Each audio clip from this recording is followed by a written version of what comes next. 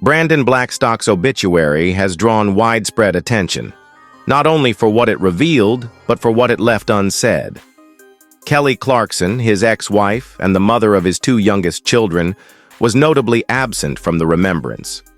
Instead, the tribute focused on a quieter, more grounded chapter of his life, unveiling a new and deeply personal detail: his relationship with Brittney Marie Jones, a woman who played a central role in his post-divorce years. Blackstock died on August 7, 2025, at the age of 48, following a private 3-year battle with melanoma. A family spokesperson confirmed he passed peacefully at home in Butte, Montana, surrounded by loved ones. His obituary described him as a devoted father and grandfather, but it also shed light on a love story that had previously remained out of the public eye. Jones was not only his romantic partner, but also his business collaborator. Together, they co-founded Headwaters Livestock Auction and the Valley View Rodeo in Bozeman, Montana, building a life defined by shared passions and hard work rather than Hollywood headlines.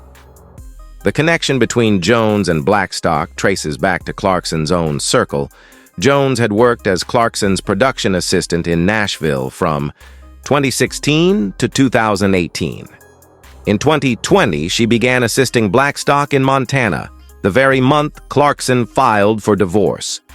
Whether or not their relationship began during the marriage has been the subject of speculation, but the obituary itself was not concerned with timelines. Instead, it portrayed Jones as an integral part of Blackstock's later years, someone who stood beside him both personally and professionally.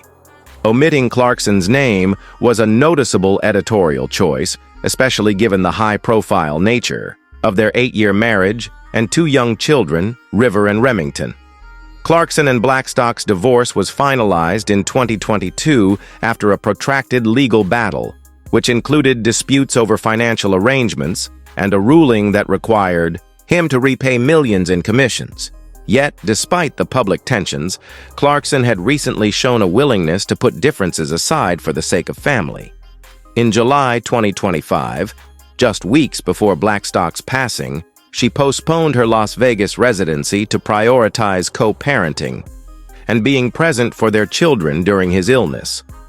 For many, the absence of Clarkson's name underscored a broader truth about obituaries.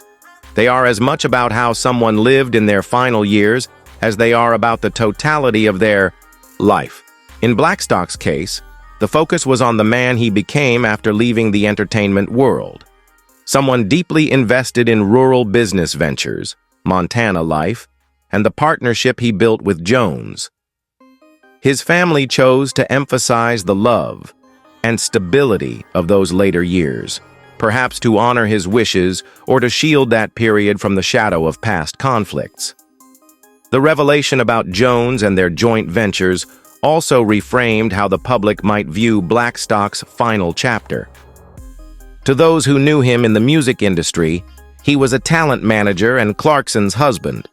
To his Montana community, he was a rancher, a rodeo organizer, and a man building something tangible and lasting. That duality of public figure and private citizen was a theme that ran quietly beneath the obituary's lines. Still, Clarkson's presence in his story cannot be erased entirely. She remains the mother of his youngest children and a significant part of his personal history. While her name did not appear in the official tribute, her role in supporting their children during his illness ensured she was, in some way, part of his final days. The omission might have been deliberate, but the shared history between them inevitably lingers in the background. In the end, the obituary served as both a farewell and a reframing. Brandon Blackstock's public life had been defined in part by his marriage to one of the most famous singers in the world. But his private life, his life after the divorce, was built on different foundations. He spent his last years as a father, a partner, and a businessman, rooted in a community far removed from the spotlight. And while Kelly Clarkson's name was left out, the influence of their years together remains an unspoken part of the story. That absence is telling, not in a malicious sense, but as a conscious editorial decision that speaks volumes about the narrative his family wanted to emphasize. Obituaries are not simply chronological summaries, they are curated tributes, selective by nature. They focus on the relationships, achievements, and milestones that the deceased or their loved ones feel best reflect their identity in those final years. In Brandon's case, the story his obituary told was not one of celebrity marriage or tabloid headlines, but of personal reinvention, resilience, and a deliberate pivot toward a quieter, more grounded existence. For the public, Brandon Blackstock first entered the spotlight through his professional life in the music industry, working as a talent manager for high-profile artists, including Clarkson herself during their marriage. Their romance, which began in 2012, seemed to bridge two worlds, the glitz of music stardom and the grounded charm of country life. They married in October 2013, welcoming daughter River in 2014 and son Remington in 2016. The couple appeared, for a time, to balance fame with family, often speaking warmly about their home life away from the cameras. But as with many high-profile relationships, the pressures were considerable. By June 2020, Clarkson had filed for divorce, citing irreconcilable differences. The separation became a prolonged and public process, involving disputes over property, custody, and finances. One of the most notable outcomes was a legal ruling that required Blackstock to repay millions in commissions after it was determined he had overstepped legal boundaries in his management role. These years were difficult for both parties, yet they also marked the beginning of a new chapter for Blackstock. Stepping away from the entertainment industry, he relocated to Montana, immersing himself in a drastically different lifestyle. It was here that he met and built a life with Brittney Marie Jones, who had once worked as Clarkson's production assistant. The timing of their relationship sparked public curiosity, but those close to the couple maintained that what mattered most was the connection they shared and the life they were building together. Jones was not only a romantic partner, she was a business partner as well.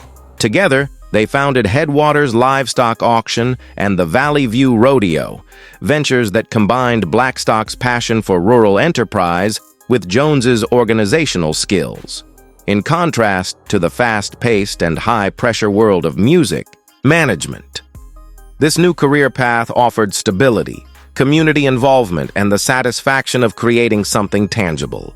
Friends and associates in Montana often described Blackstock as being in his element in these years, running cattle sales, organizing rodeo events, and enjoying the rhythms of small-town life. When news of his passing broke, the obituary painted this Montana chapter as the centerpiece of his legacy.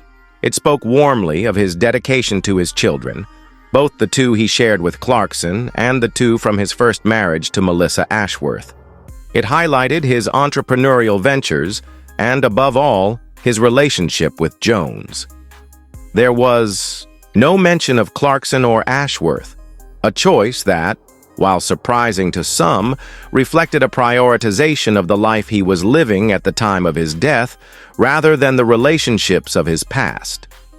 The omission of Clarkson's name naturally became a talking point in media coverage. For years, she had been an inseparable part of his public identity. Their marriage, divorce, and co-parenting relationship had all been heavily scrutinized. To many, leaving her out seemed conspicuous, yet it also underscored a broader truth. The final story of a life is not necessarily a full inventory of every chapter. Instead, it's often a snapshot of who that person was in their last and most immediate season. Despite this, Clarkson's influence in his life remained undeniable. In July 2025, just weeks before Blackstock's death, she postponed her Las Vegas residency to be present for their children while he battled cancer. Sources close to the singer noted that she remained protective of him in those final days, if only for the sake of River and Remington. Her absence from the obituary doesn't erase that compassion or the years they shared. It simply signals that, for his family, The focus was on celebrating the man he had become rather than revisiting the complexities of the past. There is something universally human about this choice. Many families faced with the task of writing an obituary find themselves asking, what is the story we want to tell? Do we define a person by the most public chapter of their life, or by the one that brought them the most peace? For Brandon Blackstock's loved ones, the answer was clear. The man they wished to remember was not defined by red carpets or televised award shows, but by cattle ranches, local rodeos, and evenings spent with the woman he loved. As time passes, the discussions surrounding the omissions in his obituary will fade, but the essence of his final chapter will remain. Friends will remember him for his easy laugh at community gatherings, for his commitment to his children, and for the pride he took in building something meaningful in Montana. His partner will remember the private moments, shared dreams, quiet mornings, and the resilience they both needed during his illness. His children will remember him in the ways that matter most, as dad, with all the complexities and love that title holds. Ultimately, the obituary was a reminder that a life can be many things at once. Brandon Blackstock was a husband, an ex-husband, a father, a businessman, a rancher, and a partner. Some of those titles made it into print, others did not. But the fullness of who he was cannot be contained in any single narrative. The truth of his life lies somewhere in the intersections, between public image and private reality, between past relationships and present commitments, between the person he was and the person he became. In that sense, the obituary did more than say goodbye. It told the story of transformation, of a man who walked away from one world and embraced another, and of the relationships and values that defined him at the end. It left room for unspoken truths, for the memories shared in private, and for the complicated ways people live and love. While Kelly Clarkson's name was missing from the final words, the chapters they shared remain part of the larger book. The public may debate the omissions, but for those who loved him, the obituary reflected the life he was most proud of living.